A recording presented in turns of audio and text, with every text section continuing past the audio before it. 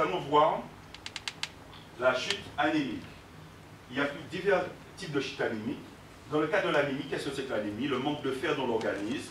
Et fort de cela, étant donné que le corps va puiser dans ses réserves quand nous sommes en carence, le cheveu est l'une des réserves les plus importantes après la graisse qui se trouve dans le corps.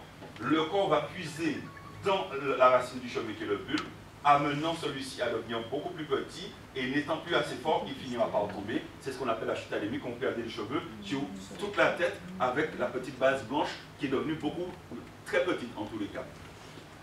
Ce type de chute va se faire dans plusieurs cas. Quand dans votre nutrition, l'apport en fer n'est pas constant, cette chute va venir. L'apport en fer, on trouve le fer particulièrement dans les végétaux, épinards, lentilles, tout ce qui est oléagineux, noix de cajou, cacahuètes et autres, mais aussi les agrumes, oranges et autres. Il faut vous assurer que cet apport est là, ou encore la spiruline. La spiruline apporte un apport en protéines, surtout quand vous arrêtez, nous le verrons tout à l'heure, de manger de la viande, la spiruline va vous aider. Hormis cela, à partir du moment que vous avez des règles mensuelles trop abondantes, vous aurez une chute des cheveux. C'est tout simple.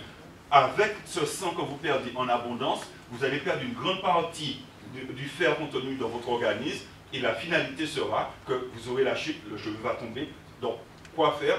Du premier jour des règles jusqu'à une semaine après les règles, il vous faut prendre de la spiruline qui va stabiliser autant que vous allez perdre d'un côté, vous allez ramener et fort de cela, vous allez travailler sur cette chute, donc due à l'anémie.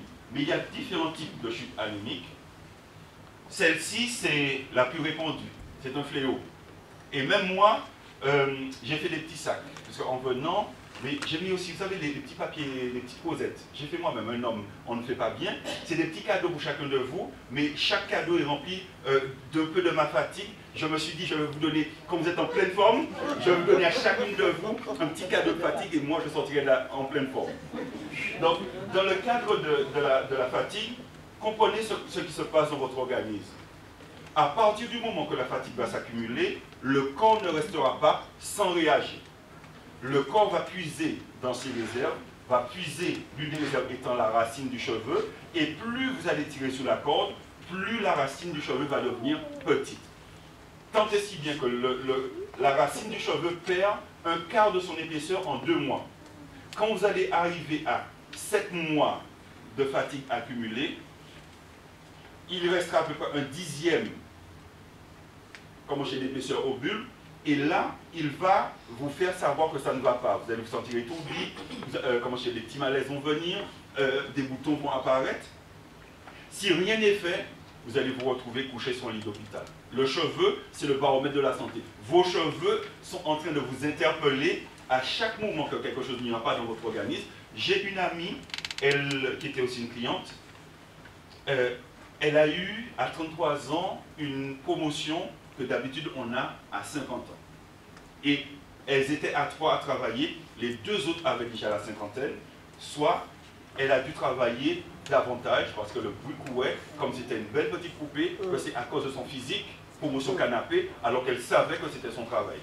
En septembre, je lui ai dit, là, ton bulbe fait un dixième, il va falloir que tu lèves le pied. Elle faisait 14 heures par jour. Il dit, si tu ne fais rien dans les 2 mois, tu risques de tomber. En novembre, elle m'a appelé de l'hôpital, le blackout, elle s'est retrouvée couchée sur un lit d'hôpital et elle a su qu'elle était enceinte depuis 2 mois et son enfant, à cause de cette fatigue, était en difficulté, elle a dû rester couchée 6 mois. Trop souvent, la femme antillaise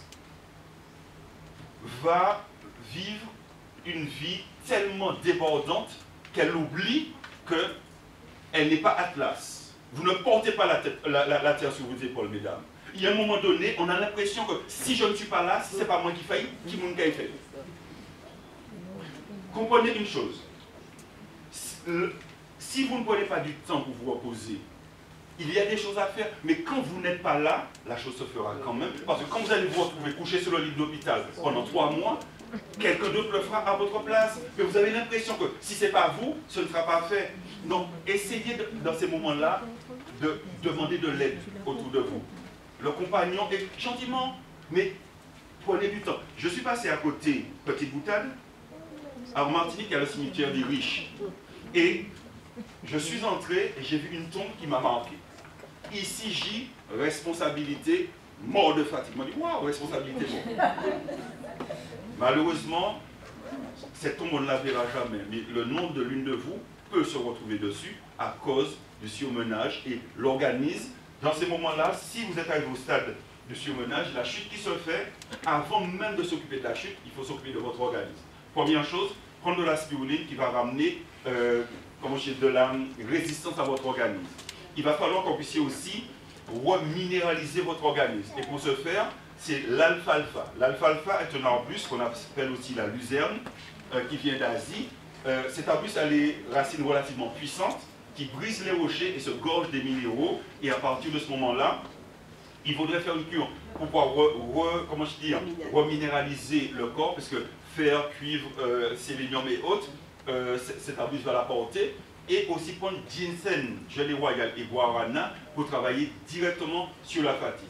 Et avec cela, vous pouvez aussi mettre sur le cuir chevelu des ampoules de kératine qui vont permettre à la racine du cheveu de pouvoir reprendre. Les médicaments.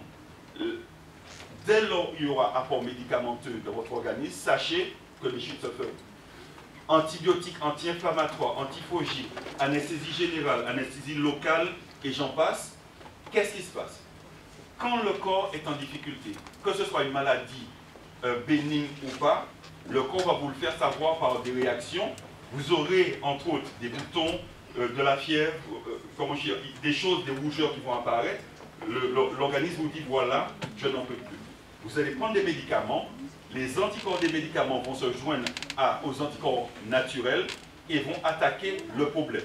Mais ce qui se passe, cette nouvelle venue d'anticorps naturels mélangés aux anticorps des médicaments, n'étant pas naturels, une fois que le problème est éradiqué, à peu près 15 jours après, le corps va créer de nouveaux anticorps pour s'en débarrasser. Mais, comme le corps est déjà affaibli par la maladie que vous avez eue, il ne sera pas assez fort, il va puiser dans sa racine et il va tellement puiser que la chute se fera. Mais ça ne s'arrête pas là. Au bout de 15 jours à 1 mois, la première chute se fera.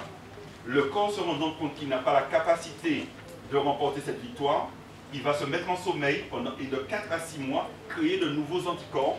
Et à l'issue de ça, une autre nouvelle guerre se fait. Et là, vous pouvez perdre jusqu'à 1/3 de l'épaisseur que vous avez sur la tête. Pour empêcher que ça ne se fasse, simple, il vous faut, quand vous avez fini de prendre les médicaments, faire une cure de charbon végétal. Le charbon végétal va purifier l'intestin grêle et le côlon, car c'est là que les toxines des médicaments s'installent. La cure de charbon végétal, c'est 1 mois, mais pas 1 mois à la suite.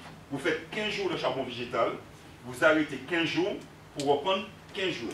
Par contre, si vous avez un traitement de long terme pour le diabète, l'hypertension artérielle et autres, ne prenez pas de charbon végétal. Autant que vous prenez des médicaments, ne prenez pas de charbon végétal parce qu'il a la capacité d'annuler, donc d'annuler si vous préférez, les résultats des médicaments. Dans ce cadre-là, vous prenez de l'aloès. L'aloès contient des enzymes, contient de la vitamine E, qui va lui aussi, pas autant que le charbon végétal, purifier l'intestin grêle, purifier le côlon, purifier l'organisme. Comment on utilise l'aloès? Si vous avez de l'aloès à la maison et que vous êtes sûr que c'est de l'aloès comestible, car tout aloès n'est pas comestible. Les grandes personnes généralement sachent, donc si vous avez des grandes personnes qui s'y connaissent, l'aloès s'utilise quand elle a fleuri. La fleur d'aloès, c'est une espèce de grande tige qui laisse des petites cloches à son extrémité, et l'aloès, elle va fleurir à 3 ans. Donc tant que l'aloès n'a pas fleuri, les enzymes de l'aloès ne sont pas suffisantes pour votre organisme. Donc vous allez prendre 1,5 cm à 2 cm d'aloès chaque jour, vous enlevez la grosse peau verte, vous allez laver la partie gluante, c'est cette partie qui contient toutes les toxines, et vous allez prendre la partie blanche qu'on appelle le mucillage, vous passez au mixeur ou au blender, un petit peu d'eau minérale dedans, vous pouvez rajouter du miel, car c'est relativement sauvage, et vous allez prendre, ça vous représente 1,5 cuillère grosso modo, à prendre tous les jours pendant 1 mois, et une telle cure, vous pouvez le faire tous les 3 mois. Vous allez voir, pour les personnes qui sont en long terme, les enzymes de l'aloès vont vous aider énormément. Les carences alimentaires. Nous vivons dans une société où nous sommes tellement pressés que ce qu'il y a dans l'assiette ne reflète pas toujours ce qu'il devrait être et notre santé va s'en suivre. Si les 5 grands groupes d'aliments, particulièrement tout ce qui sont les fibres, donc les légumes verts et autres, ne se retrouvent pas dans l'assiette, vous serez en carence, et cette carence amènera des chutes qui se feront sur vos cheveux. Donc dans un tel cas, première chose, encore la spiruline, incontournable. Les personnes qui veulent devenir végétariennes ou végétaliennes, faites attention, on n'enlève pas la viande de sa nutrition si on ne la remplace pas par autre chose qui ramène les mêmes protéines, comme vous avez donc tout ce qui est oléagineux, noix de cajou, cacahuètes, vous avez la spiruline et autres. Donc il vous faut ramener les mêmes protéines que la viande pour que vous ne soyez pas en carence, sinon des chutes se feront. Donc dans ce cadre-là, manger équilibré, première chose, et aider donc par de la spiruline, aider par des choses qui vont permettre que l'organisme puisse se reprendre. Les retombées capillaires de la déshydratation. Vous savez, le fait de ne pas boire de l'eau, souvent nous sommes aux Antilles, sur un climat tempéré, et nous ne buvons pas la quantité d'eau que nous devrions. Et les répercussions seront donc que le corps va réagir. Les cheveux aussi, mais avant de voir les cheveux, il faut savoir une chose, quand vous n'allez pas boire la quantité d'eau qu'il faut, une femme jusqu'à 1,60 m, c'est 1,5 litre d'eau par jour. Puis, c'est 10 centilitres d'eau par 10 cm de plus que nous avons. Donc, quand vous n'allez pas boire le quota d'eau, première chose, le sang va s'épaissir. Et quand il passera par les différents filtres qui se trouvent sur le corps, l'appendice, comment je dis, la rate, le foie, et particulièrement les reins, la quantité de graisse et de sucre contenu dans le sang ne seront pas éliminés. Et fort de cela, risque de diabète, risque d'hypertension artérielle. Après cela, le sang n'étant pas purifié, des boutons peuvent apparaître. Hormis cela, des problèmes au niveau vaginal, des pertes blanches peuvent se mettre en place, perte de mémoire, puisque l'oxygénation dont les neurones ont besoin, c'est par l'eau qu'ils le prennent, perte de mémoire. Et hormis cela, différence entre un raisin sec et le raisin le fruit, c'est qu'on a déshydraté le raisin.